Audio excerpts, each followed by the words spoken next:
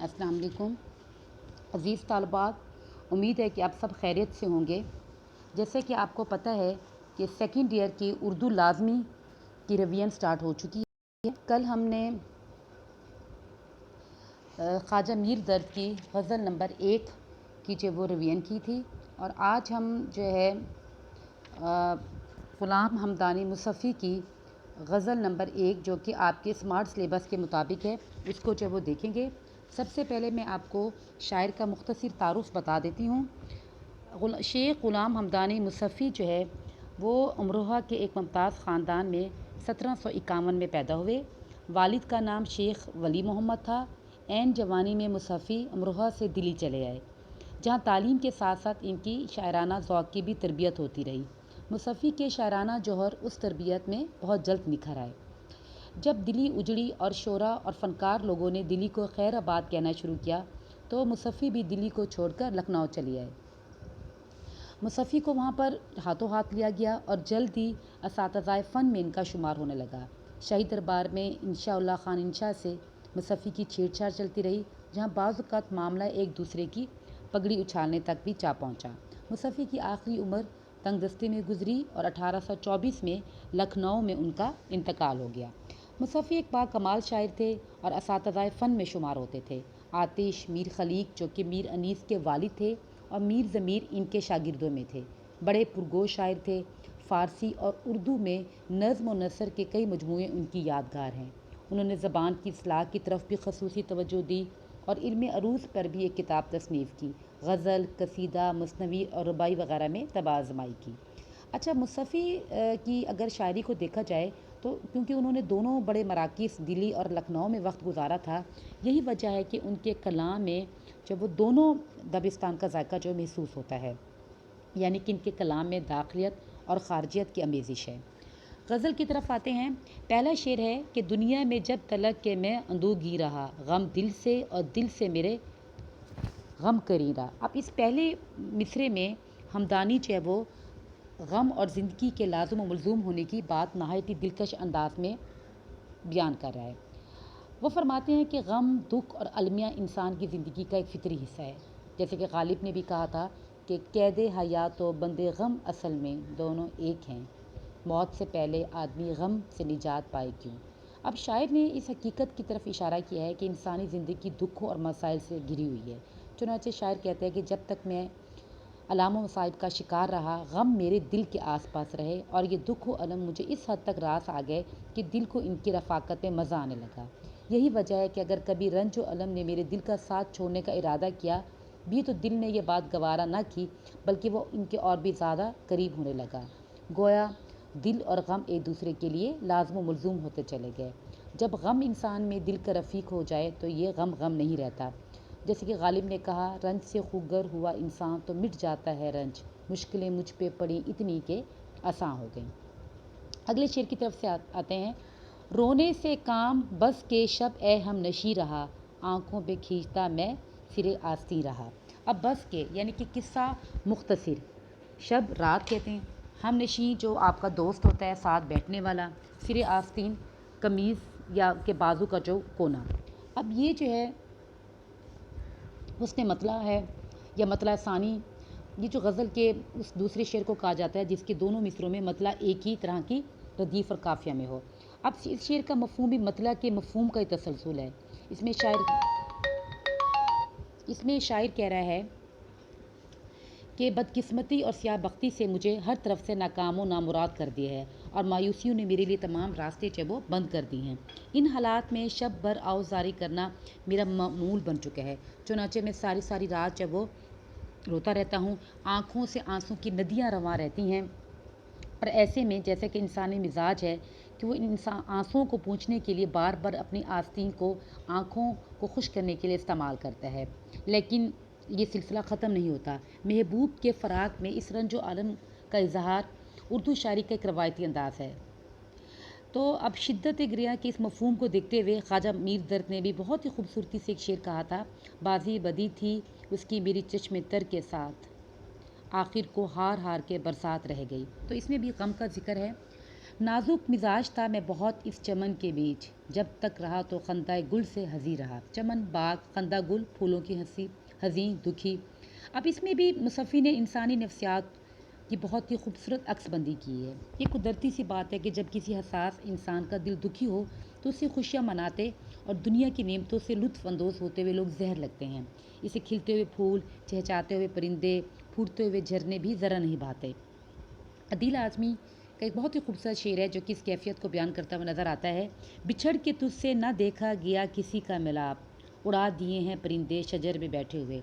तो इस शेर में भी शायर ने अपनी जो नाजुक मिजाजी और रंजीदा मिजाज का जिक्र करते हुए कहा है कि मैं इस कदर नाजुक तबीयत मैंने पाई है कि किसी को हंसता हुआ देखता हूँ तो मुझे लगता है कि सब लोग मेरा मजाक उड़ा रहे हैं, मेरी मजबूरियों, मेरी तकलीफ़, मेरे मसाइब पर हंस रहे हैं। गोया शायर लोगों की मुस्कुराहटों को तन से ताबीर करता है और उसे एहसास होता है कि लोग इसकी बदकिस्मती पर मुस्कुरा रहे हैं। मोमिन खान मोमिन ने इस कैफियत का इज़हार कुछ इस अंदाज में किया था।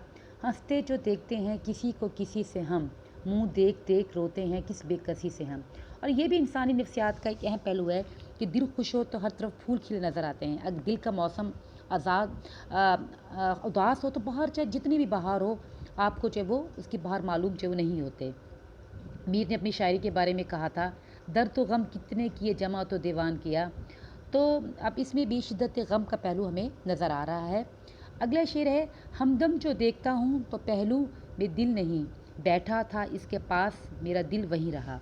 अब इस शेर में भी एक शोखी और शरारत का जब वो अंदाज़ है और ये उर्दू गज़ल का नहायत ही कदीम मगर दिलकश मज़मून है कि शायर या आशिक का दिल ख़ुद शायर से भी ज़्यादा महबूब की कुर्बत मांगता है।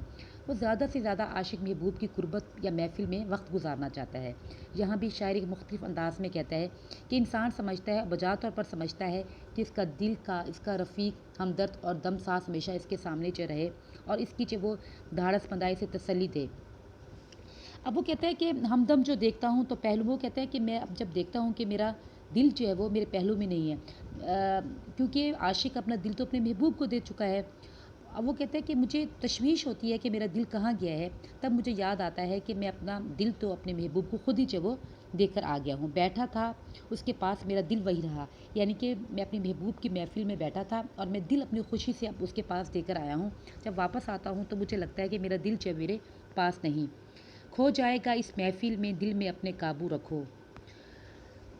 आखिर को हो के लाला उगा नो बार में, खूने शहीद इश्क ना ज़ेरे ज़मीं रहा। अब इसमें सनाए बदाई का खूबसूरत और दिल पजीर निज़ाम है और ये ऐसे खूबसूरत अंदाज में उसने इसको जो वो बयान किया है। वो कहता है कि जो अब इसके अब दो मफ़हूम देख सकते हैं। एक तो ये कि जो शहीद होता है उसका खून जो वो कभी रायगा नहीं जाता, बल्कि वो ज़ेरे ज़मीन जाकर नए पौधे की सूरत में उग आता है। इसी तरह वो कहता है जो इश्क आशिक है उसका भी महबूब के लिए जो वो खून जो है वो रायगा नहीं जाता, कुर्बानी रायगा नहीं जाती, बल्कि जो वो इसकी जगह जो नए गुल जो वो खुल जाते हैं। यानी कि जहाँ आशिक का खून बहाया गया था, गोया फूलों का हुस्न और सुर्खी आशिक की सादों की लहू से मशरूत है और वो कहते हैं कि ये खून जो है वो ज़ाया नहीं जाता।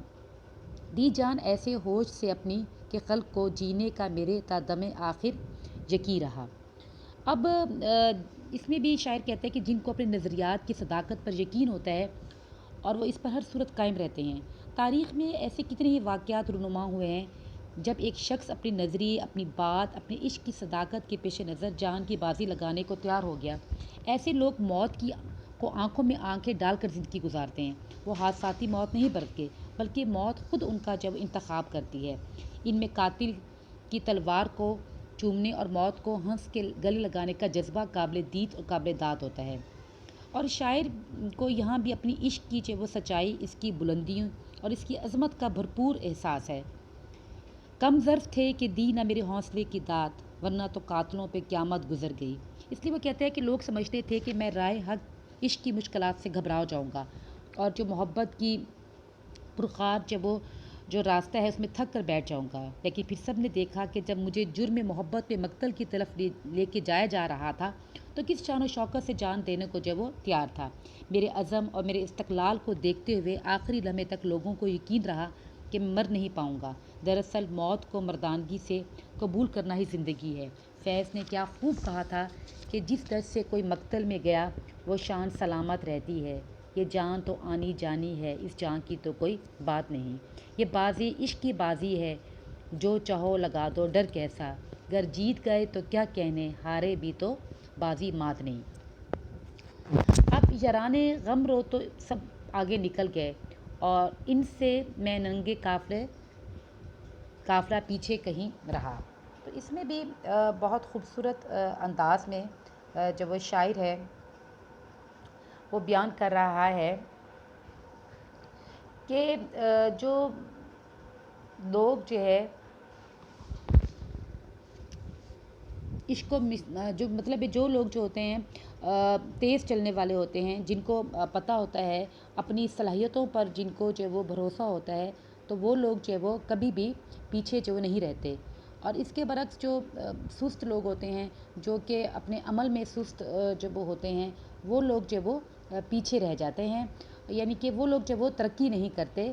لیکن جو لوگ عمل کرنے والے ہوتے ہیں اور وہ لوگ جو ہوتے ہیں ہمیشہ آگے جو وہ گزر جاتے ہیں۔ تو ان لوگوں کا جب وہ ذکر ہے تو وہ کہہ رہے ہیں کہ جو شاعر کو افسوس ہے کہ وہ ہر معاملے میں جب وہ پیچھے رہ گیا دوستوں اور شناسوں سے۔ عشق و محبت کے میدان میں جب وہ اگر دیکھا جائے تو وہ لوگ جو کہ جن کے جو وہ حوصلے جو وہ جواں ہوتے ہیں اور جو مستقل مزاجی جو وہ رکھتے ہیں، تو وہ لوگ کبھی بھی پیچھے جو نہیں رہتے۔ اس کے برعکس جو لوگ سست ہوتے ہیں، جو لوگ اپنے وعدوں پہ جب وہ نہیں پورا اترتے، تو وہ لوگ جو وہ پیچھے جو وہ رہ جاتے ہیں۔ ایسی بات جو وہ اس نے کی ہے، تو وہ کہہ رہے ہیں کہ جو عمل کرنے والے لوگ تھے وہ آگے چلے گئے اور اس کے برعکس جو سست لوگ تھے وہ قافلے میں جب وہ پیچھے جب وہ رہ گئے۔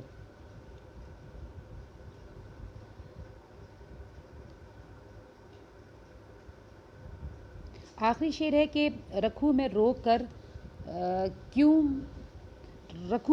کیوں کر دل اپنے کو مصفی، میرے کہے میں تو اب میرا دل جو وہ نہیں۔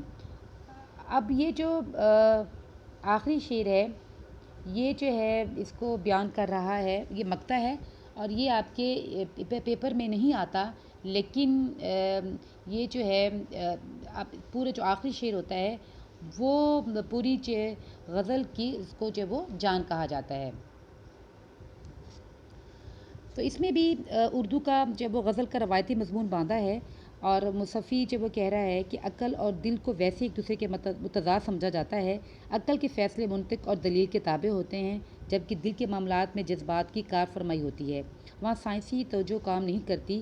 اور عشق کے میدان میں عقل کا فیصلہ تو یہی ہے کہ ہر معاملے میں حالات و واقعات کی نزاکت کو سمجھا جائے اور کوئی بھی قدم ایسا جو نہ اٹھایا جائے جس سے جب وہ جگ ہنسائی ہو، لیکن جب ان معاملات میں فوری کارروائی کا حامل ہوتا ہے۔ تو وہ کہتا ہے کہ میرا دل جو ہے وہ میرے اختیار میں نہیں رہا، مصفی کہتا ہے، کیونکہ جو دیوانگی ہوتی ہے وہ آپ کے اپنے اختیار میں نہیں ہوتی اور اس پر قابو پانا بھی عاشق کے بس میں نہیں ہوتا۔ جیسے کہ غالب نے کہا تھا، دل پھر طواف کوئی ملامت کو جائے ہے، پندار کا صنم کدہ ویراں کی ہوئے۔ شکریہ۔